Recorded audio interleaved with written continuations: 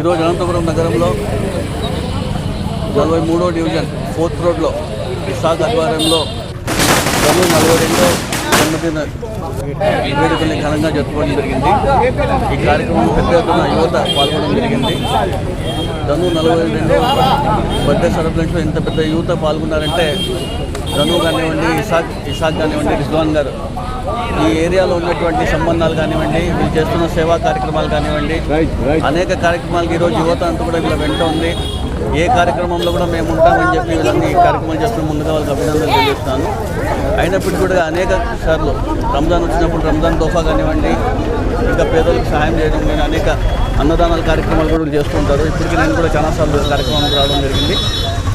YSRCP 43వ division కన్వీనర్గా ధను గారు ఉండడం కూడా అదృష్టంగా భావిస్తున్నాను. ఇసాక్ గారు అంత టీం కూడా యువత ఎప్పుడు వైఎస్ఆర్సీపీకి సంబంధించి ఏ కార్యక్రమాలు కూడా పెద్ద ఎత్తున నగరంలో జరిగినా కూడా ఇక్కడ నుంచి పెద్ద ఎత్తున యూత్ అందరూ కూడా పాల్గొని ఘనవిజయం సందర్భాలు చాలా ఉన్నాయి.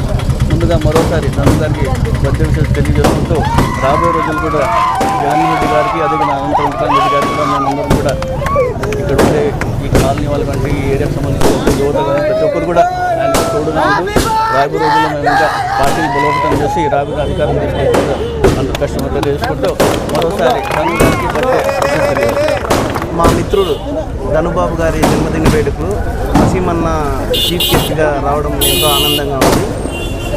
ఈ ధనుబాబు మనకి వైఎస్ఆర్సీపీ 43వ డివిజన్ సచివాలయ కన్వీనర్గా వారి సేవలు అమోఘంగా ఉన్నాయి.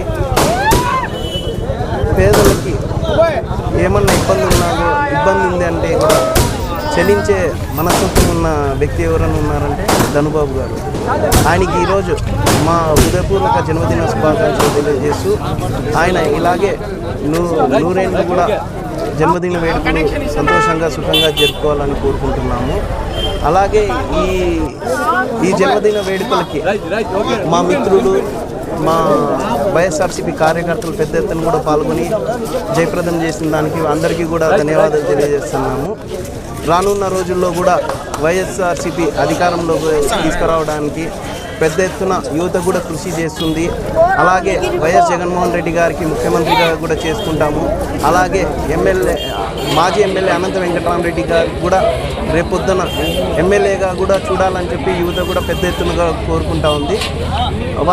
వారి కోరిక ప్రకారమే శక్తి వంచన లేకుండా కృషి చేసి వారిని వైఎస్ఆర్సీపీ పార్టీని కూడా అధికారంలో తీసుకురావడానికి మా వంతు కృషి చేస్తామని చెప్పి ఈ జన్మదిన వేడుకల్లో తెలియజేసుకుంటాం.